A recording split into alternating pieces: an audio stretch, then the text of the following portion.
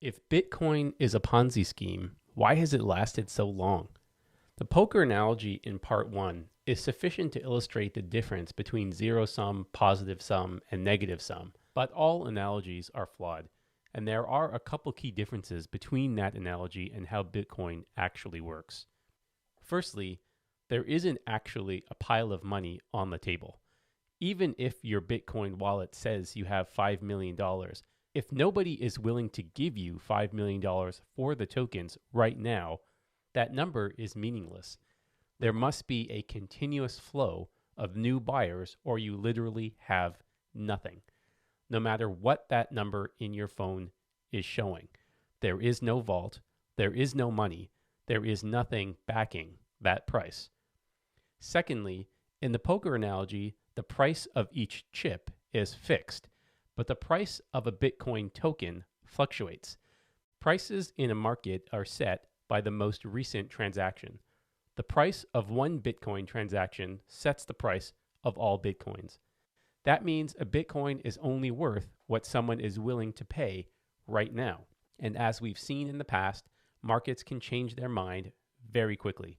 In 2008, the price of subprime mortgages went to zero overnight. But if the number goes up, it has the effect of rewarding and encouraging people to hold for more gains because they can pretend they are richer, even if the number is only going up because the same two people are trading back and forth with each other.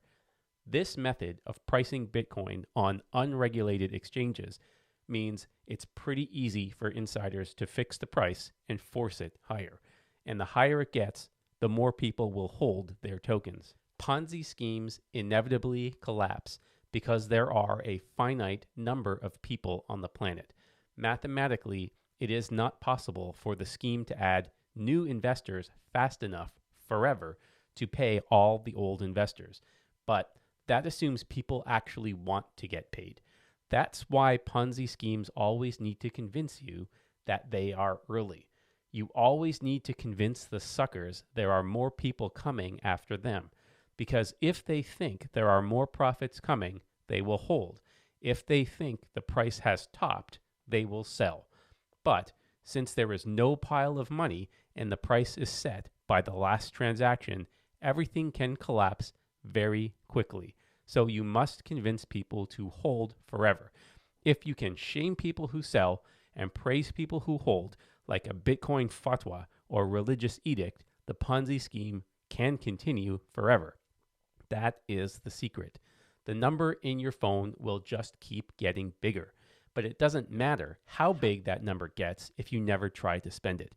We could, in theory, make everyone on Earth a billionaire tomorrow if they continue to live like they do today. They are free to go around bragging to their friends about their billion-dollar crypto portfolios while waiting for the bus to get them home from work.